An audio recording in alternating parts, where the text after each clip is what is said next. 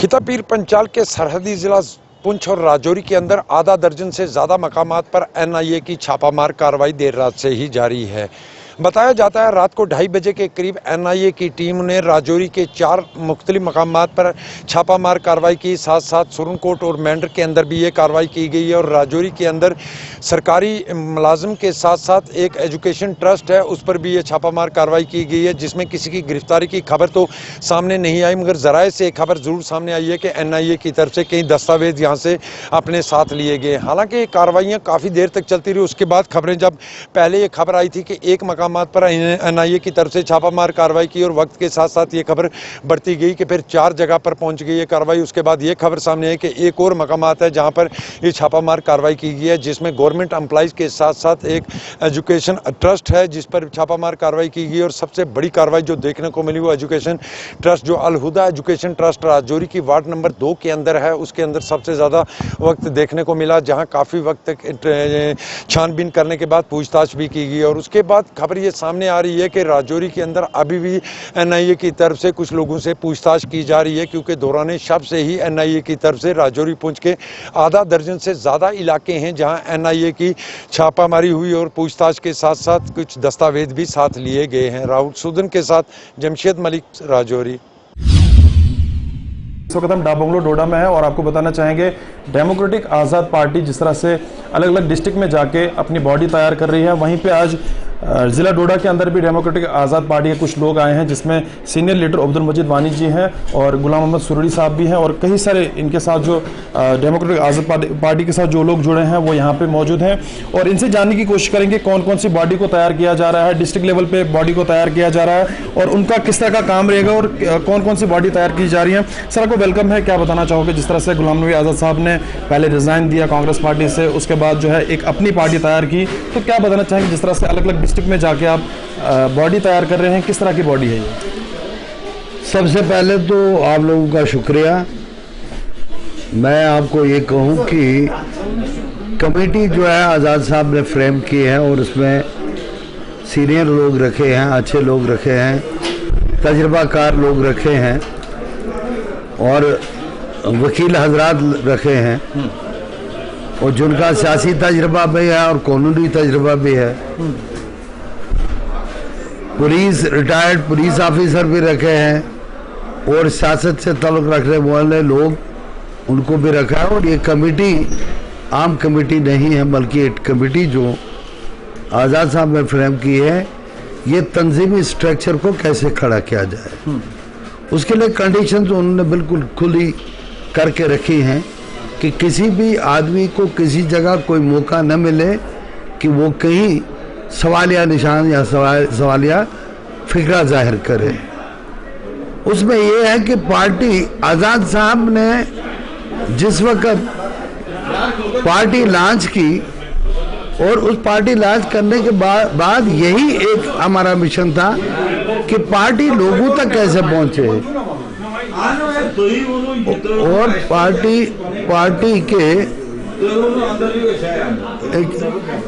Party के सिद्धांत क्या होंगे, पार्टी के उसूल क्या होंगे और पार्टी को कैसे बनाने की जरूरत है। जो बॉडी तैयार कर रहे हैं इनका किस तरह का काम रहेगा, चाहे हम ब्लॉक लेवल की बात करें, डिस्ट्रिक्ट लेवल की बात करें, किस तरह का ये काम करेंगे? देखिए, इसमें जोनल कमेटी और डिस्ट्रिक्ट कमेटी बना रहे हैं। जोनल कमेटी और डिस्ट्रिक्ट कमेटी, जोनल कमेटी जो मुश्तमिल होगी वो 4 डिस्ट्रिक्ट पे होगी और जो डिस्ट्रिक्ट कमेटी होगी वो डिस्ट्रिक्ट पे मुश्तमिल होगी, लेकिन जोनल कमेटी और डिस्ट्रिक्ट कमेटी ये जब जोन बनेंगे ये 4 डिस्ट्रिक्ट पे होंगे और जो डिस्ट्रिक्ट कमेटी बनेगी फिर वो आगे जाकर अपने ब्लॉक लेवल और पंचायत लेवल को तैयार करेगी। और ये वही है कि एक आदमी अगर डिस्ट्रिक्ट के अंदर डिस्ट्रिक्ट प्रेसिडेंट बनता है तो उस डिस्ट्रिक्ट प्रेसिडेंट के पास 20 दिन वो होने चाहिए कि हर ब्लॉक को वो कम से कम 17 ब्लॉक अगर है 17 ब्लॉकों में 17 दिन हो जाए, उसको जाना है, मीटिंग करनी है, हालात देखने हैं, अपने पार्टी का मिशन, अपने इलाकों को, इलाके के हालात को, उनकी मुश्किलात को समझने की जरूरत है।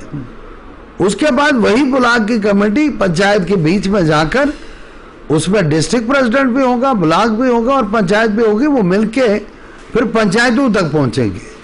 तो ये एक ट्रांसपेरेंसी है ताकि लोगों तक पार्टीज अलग अलग स्टेटमेंट दे रही है, ये भी बता रही हैं अलग अलग पार्टीज इस वक्त की डेमोक्रेटिक आज़ाद पार्टी जो है वो बीजेपी को कहीं ना कहीं सपोर्ट करने के लिए उतरी है। तो इससे पीछे सच्चाई क्या है? देखिए, ये वो लोग ये जिनकी जो बोगलाहट की शिकार हैं। गुलाम नबी आज़ाद साहब की एक अपनी शख्सियत, एक अपना कद है, एक सियासी कद है और एक 50-51 साल का सियासी तजुर्बा, जहां उन्होंने पार्टियां बनाई, जहां पार्टियों में जिस जगह पे जिस लेवल पे उन्होंने काम किया, उन लेवल पे उन्होंने हमेशा जो जब भी कांग्रेस के लिए काम किया तो कांग्रेस पार्टी को बनाया और जिस स्टेट में गए वहां से उन्होंने टारगेट को अचीव किया। इसका मतलब है कि प्रोफेशनली उनको ऑर्गेनाइजेशनली जितनी स्किल है उतनी और किसी में है नहीं। तो ये गुलाम नबी आज़ाद का यहाँ आना, आज़ाद साहब ने ये सोचकर ये कदम उठाया कि उन्होंने खुद भी कहा कि मुझे आप हाईकोर्ट चीफ जस्टिस से लेकर अब नीचे तहसीलदार पे ला रहे हो, क्योंकि हिंदुस्तान में जिस आदमी ने 51 साल पार्टी का काम किया हो, सरकार का काम किया हो, रियासत के अंदर बहसियत चीफ मिनिस्टर काम किया हो और एक तारीख राकिब की हो, जिसके निशान आपको भी डिस्ट्रिक्टों में मिलेंगे कि डिस्ट्रिक्ट बनाए, मेडिकल कॉलेजेस बनाए, ब्लॉक बनाए, सड़कों का जाल, कोई भी तामीर आप ले लीजिए। सड़कों का जाल जिस तरह से आप बता रहे हैं कि आज भी हम लोगों से जब खास बातचीत करते हैं, लोगों से मिलते हैं, सरपंचों से मिलते हैं, उनका यही कहना होता है कि डोडा कपन रोड अभी तक नहीं बनी। आज़ाद साहब चीफ मिनिस्टर भी थे, इसकी कोई भी अनाउंसमेंट नहीं हुई। तो क्या बताना चाहोगे? ये देखिए, आप देखो, मैं जो R&B का मिनिस्टर था, रात के 1:30 बजे उस वक्त फर्नांडिस हमारा सरफेस ट्रांसपोर्ट मिनिस्टर था और आस्कर फर्नांडिस, और आस्कर साहब के पास रात के 1:30 बजे हमने ये जो प्रोजेक्ट डिस्कस किया था। ये मामूली प्रोजेक्ट नहीं है कि आपने बोल दिया तो किसी ने बोल दिया तो सुबह हो गया। मगर जरूरत है ना, लोगों को जरूरत है। इसमें टेक्निकल, जो पहले एक टेक्निकल प्रोजेक्ट बनता है कि क्या ये फिजिबिलिटी है, वायबिलिटी है, इसका हमने सैटेलाइट सर्वे करके और इस कपरन टनल को 2 जगह पे सर्वे की थी। एक नीचे की थी जहाँ 7 किलोमीटर है, जहाँ सनो बॉन्ड एरिया का कुछ इलाका आता है, कुछ नहीं आता है। उसके ऊपर क्या था, वो 5 किलोमीटर, लेकिन वो सनो बॉन्ड एरिया था। तो उसके लिए हमने फिर वो उस कास्ट को कम इसलिए किया था कि यहाँ से रोड जो PMJS में डाली थी उसी से डाली थी, टनल खाली हमने ये उस वक्त डाला था कि, और उसके ऊपर ये मीटिंग्स हुई और आज़ाद साहब ने भी उस वक्त बड़ा इंटरेस्ट लिया और आज ये तभी ये तैयार हो गए प्रोजेक्ट। आप देखेंगे कि अब इसका काम भी शुरू हो जाएगा और ये अप्रूव भी होगा। डोडा के लोगों का ये गिला भी है, टूरिज्म को कम बढ़ावा दिया गया, खास करके डोडा की अगर हम बात करें, भद्रवाह के अंदर काफ़ी ज़्यादा टूरिज्म लाया गया, उसको बढ़ावा दिया गया। हमारी कई सारी जगह ऐसे काफ़ी खूबसूरत है, डल दमन है, लाल दमन है, देसा के कुछ इलाके हैं, उनको डेवलप नहीं किया गया, उनकी तरफ ध्यान नहीं दिया गया। अगर टाइम पर ध्यान दिया गया होता तो कहीं ना कहीं आज हम ये भी बताते कि डोडा के अंदर भी बहुत सारी जगह हैं जो काफ़ी ज़्यादा खूबसूरत है, जहाँ पे टूरिज्म का काफ़ी ज़्यादा बढ़ावा जहाँ पे दिया गया। देखिए, ये बातें करनी तो लोगों को आती हैं, लेकिन 2.5 साल के अरसे में भी गुलाम नबी आज़ाद साहब ने जितना काम किया शायद कोई दूसरी शख्सियत नहीं कर सकती है। डेवलपमेंट अथॉरिटी उन्होंने बनाई, भद्रवाह के अंदर भी बनाई और डोडा डेवलपमेंट अथॉरिटी बनाई।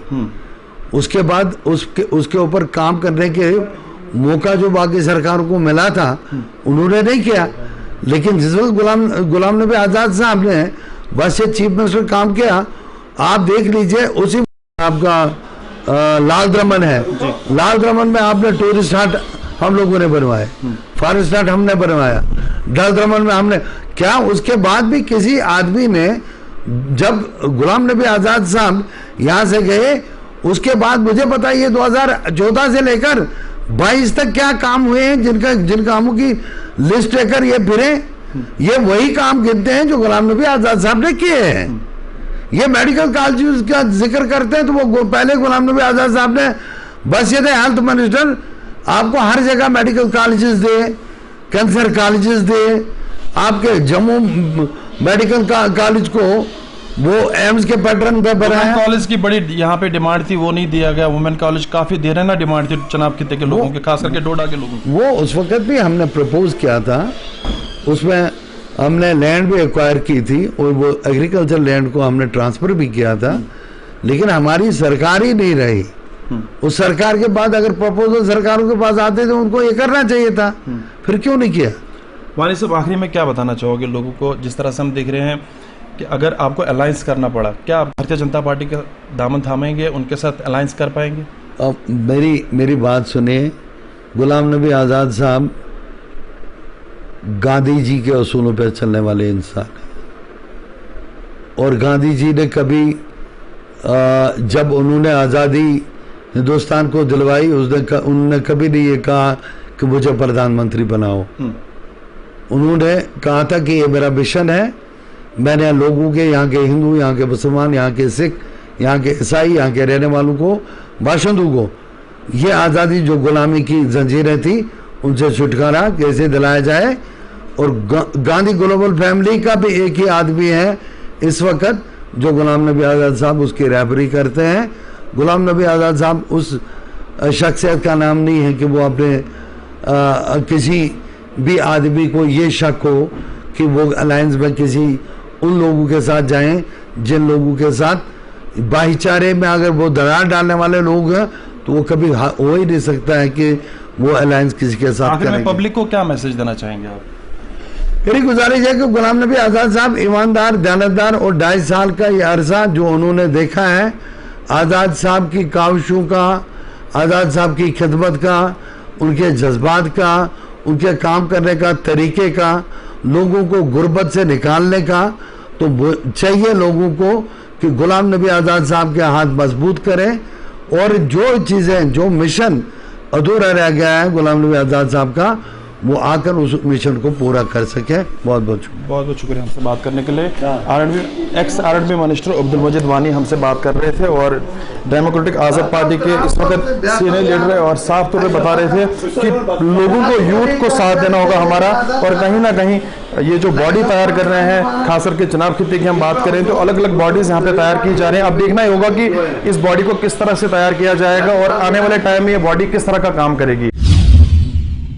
खबर पशु तस्करी के हवाले से जिला सांबा से सामने आ रही है। आपको बता दें कि सांबा पुलिस ने आज एक बार फिर से पशु तस्करी का प्रयास विफल करते हुए 5 बेजुबान पशुओं की जिंदगी बचाई है और उनको बचाकर सेफर प्लेस पर पहुंचाया है। और उसी के साथ साथ ये गाड़ी जो है वो पुलिस ने सीज कर ली है। इस गाड़ी की हालत आप देख सकते हैं कि जो गाड़ी पशु तस्करी के प्रयास के लिए इस्तेमाल में लाई जा रही थी, और ये बिना नंबर गाड़ी है, यानी अगर तस्करों की बात करें तो वो एक हथकंडा अपनाकर चल रहे हैं कि बिना गाड़ियों का इस्तेमाल पशु तस्करी के लिए किया जाए ताकि पुलिस को वो चकमा दे पाए। लेकिन पुलिस को जब भी अपने सूत्रों के हवाले से जानकारी मिली, पुलिस ने उस जानकारी के आधार पर काम किया और पशु तस्करी के तमाम प्रयासों को विफल किया है। और इसी तरह से आज भी ये प्रयास जो पशु तस्करी का पुलिस ने विफल किया है और अपनी तकनीक का इस्तेमाल करते हुए हाईवे पर इस गाड़ी को धर दबोचा। हालांकि तस्कर जो है वो मौके से भाग निकला है पुलिस को चकमा देकर, लेकिन पुलिस उस तस्कर की तलाश भी कर रही है। अब देखना यह कि कितनी जल्दी ये तस्कर पुलिस के हत्थे चढ़ता है।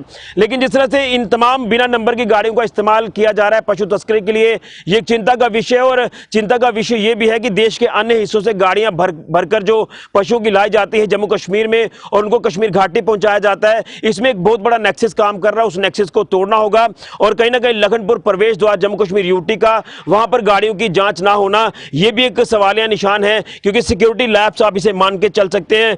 ये तो पशु तस्करी का प्रयास विफल किया है। इसी तरह से पशु तस्करी के प्रयास किए जाते हैं, नशा तस्करी के प्रयास किए जाते हैं, और कई बार हथियारों की तस्करी भी ट्रकों के माध्यम से हो चुकी है। हथियारों को कश्मीर घाटी पहुंचाया गया है तस्करों द्वारा। लेकिन लगातार पशु तस्करों के हौसले देखे तो इतने बुलंद हैं कि वो बेखौफ होकर काम कर रहे हैं और पशुओं की जान जोखिम में डाल रहे हैं, उनकी जिंदगी दांव पर लगा रहे हैं। लेकिन इस नेक्सस को तोड़ना होगा और नेक्सस इसी तरह से टूटेगा कि जो पुलिस इसमें एक्टिवली काम करती है, तस्करों को पकड़ती है, गाड़ियां सीज करती है, पशुओं को बचाती है, तो इसमें 188 आईपीसी धारा के तहत मामला दर्ज किया जाता है। लेकिन अगर इसमें कानून में प्रावधान लाए जाए, यानी अगर कानून में प्रावधान लाए जाते हैं तो फिर तो ना ये गाड़ियां रिलीज होंगी, ना पशु तस्करों की बेल होगी और पशु जो है वो सेफ कस्टडी में रहेंगे। लेकिन कहीं ना कहीं ये धारा बताया जाता है कि इतनी स्ट्रांग नहीं है। अगर धारा स्ट्रांग हो तो फिर तो पशु तस्करी के प्रयास जो वो पूरी तरह से बंद हो जाएंगे। लेकिन इसमें काम करने की जरूरत है जम्मू कश्मीर प्रशासन को और जम्मू कश्मीर पुलिस को, और इस नेक्सस को तोड़ना होगा जो नेक्सस जो है वो देश के अन्य हिस्सों में बैठकर काम कर रहा है और बेजुबान पशुओं की जिंदगी दांव पर लगा रहा है।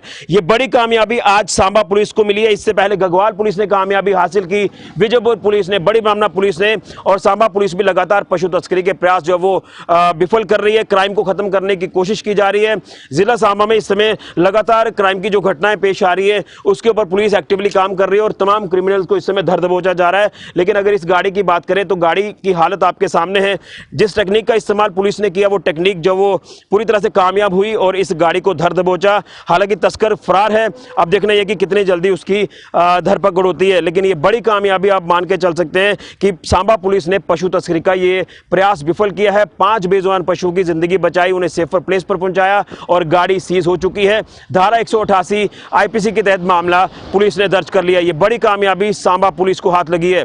फिलहाल के लिए कैमरामैन राहुल के साथ ऋषि खजूरिया, जगह 24/7 न्यूज के लिए। देखिए, ये जो मुरन की मैं बात कर रहा हूँ, मुरन की एक अपनी एक अलग एक पहचान है। मुरन एक जो एक मरकजी अहमियत होता है, मुरन की एक अहमियत है अपनी। यहाँ हमारी जो यहाँ के नौजवान हैं या जितने भी यहाँ ज़ीशूर लोग हैं, तो उनकी ये लगभग पिछले 6 महीनों या 1 साल से ये बार बार ये डिमांड आ रही है कि मुरन में जो वेस्टेज होता है कि उसके लिए कोई प्रॉपर कोई जगह नहीं है कि जहां इस वेस्टेज को रखा जाए। यहाँ बहुत सारे मुश्किलात हैं। जो घरों से जो वेस्टेज निकलता है या कहीं से भी निकलता है, बहुत सारे मुश्किलात हैं यहाँ। लिहाजा आज हमारी डिस्ट्रिक्ट एडमिनिस्ट्रेशन और हमारे एसीपी पंचायत मिस्टर उवैस मुश्ताक साहब, हमारे बीडीओ पुलवामा मिस्टर गुलजार साहब, उन्होंने उसमें ज़ाती इंटरेस्ट लेके कि हम मुरन को एक मॉडल के तौर पे पेश करेंगे कि सफाई जो है ये हर एक मज़हब में या इंसानियतन इसकी अवलीन तरजीह दी जाती है। तो इस वेस्ट मैनेजमेंट प्रोजेक्ट को कैसे हम यहाँ पे लाए, कैसे कामयाब बनाए। लेकिन उसके साथ साथ मेरी एक गुजारिश होगी जो यहाँ का ज़ीशूर अवाम है, जो यहाँ का नौजवान है, कि वो उसमें हमें पूरा ताउन करे, वो हमें उसमें पूरा कोऑपरेट करे, ताकि आने वाले वक्त में मुझे लगता है जो आज हमने यहाँ एक विज़िट किया है, मुझे लगता है अगर इस पे इमीडिएट हम कोई उस पर एक्शन या ये वेस्ट मैनेजमेंट प्रोजेक्ट जल्दी ना हो जाए, आने वाले वक्त में यहाँ खतरा होगा। यहाँ कहीं भी किसी भी टाइम यहाँ लोग इस लपेट में आ सकते हैं। लिहाजा पहली बात कि ये हमारा पहला दौरा नहीं, हम शायद 2 अक्टूबर को भी यहाँ पे आए थे। हमने एक हायर सेकेंडरी में एक प्रोग्राम भी किया था और उस दिन हमने इंश्योर किया था कि जो यहाँ पे लेगेसी वेस्ट है, कुछ जगहों पे जहाँ हमें जेसीबी और ट्रैक्टर की एक्सेस हो पाई, वो साफ़ किया था। आज हमने वो बाकी जो लोकेशंस हैं जहाँ हमारे शायद बड़ी गाड़ियाँ नहीं आ पाएंगी, वहाँ पे जो लेगेसी वेस्ट है वो भी इंशाल्लाह हम जल्दी क्लियर करेंगे। दूसरी चीज़ जो हमने अभी बाई लॉज जो ना सिर्फ मुरन के लिए पूरे डिस्ट्रिक्ट के लिए जो अभी डिप्टी कमिश्नर साहब ने पुलवामा ने जो अभी नोटिफाई किए हैं, उसमें एक तो यूज़र चार्जेस हैं जो हमें कलेक्ट करने हैं, जिसमें हमने commercial residential based on economic status पूरा वो ध्यान रखा हुआ है कि कितना पैसा किससे वसूल किया जा सकता है। दूसरा ये भी उसमें है कि उसमें पीनल प्रोविजंस भी हैं। एज जो डिस्ट्रिक्ट मैनेजमेंट जो हमारे डीएम हैं, डीसी साहब हैं, एसडीएम और जो पंचायती राज एक्ट के चेयरमैन भी रहते हैं, उन्होंने उसमें पीनल प्रोविजंस भी रखे हैं कि जो शख्स या जो बिजनेसमैन जो एस्टेब्लिशमेंट अपना कूड़ा करकट फिर से जो है ओपन में फेंकेगा और जो डेजिग्नेटेड प्लेसेस है वहाँ पे नहीं फेंकेगा, उसके लिए उसको जुर्माना भी है और एक तो फाइनेंशियल जुर्माना भी है और उस मकान वाले को या दुकान वाले को बाकी मुझे लगता है एक सोशल स्टिग्मा भी हो जाएगा खुद, क्योंकि जब 100 में से 90 घर आपको कलेक्ट करके दे, 10 घर खुद ही वो जो है ना एक सोशल स्टिग्मा के तो वो खुद ही उसमें आ जाएगा। और दूसरा कि जो हमने बायलॉज इशू किए उसमें पीनल प्रोविजंस भी उनसे पैसे वसूल जो है तहसीलदार को ये किया गया इंटरेस्ट के उनसे जुर्माना भी ले लें। बिल्कुल, अभी हम मुरन एरिया में हैं जहां पे आज डिस्ट्रिक्ट एडमिनिस्ट्रेशन और यहां के जो डीडीसी मेंबर है जावेद रहीम भट्ट, वो भी यहां पे आज दौरे पे थे। और अगर पंचायत की बात करें तो जो एसीडी पंचायत है यहां पे, वो भी आज यहां पे दौरे पे आए थे। उसी हवाले से अगर वेस्ट मैनेजमेंट की बात करें तो मुरन में बहुत सारी वेस्ट मैनेजमेंट की प्रॉब्लम है, क्योंकि यहाँ पे जो खाली जमीन है उसको वेस्ट मैनेजमेंट का गढ़ बनाया गया है। उसी हवाले से हमने जब डिस्ट्रिक्ट पंचायत अफसर से बात की तो उन्होंने कहा कि यहाँ पे तो हमने डस्टबिन लगाए हैं, लेकिन उसके लिए हर कुंबे से उनका जो मंथली रेंट होगी वो उनसे ली जाएगी। अगर इसमें कोई मुदाखलत करता है तो उसको जुर्माना भी अदा करना पड़ेगा। मुज़म्मिल, JK 24/7 पुलवामा।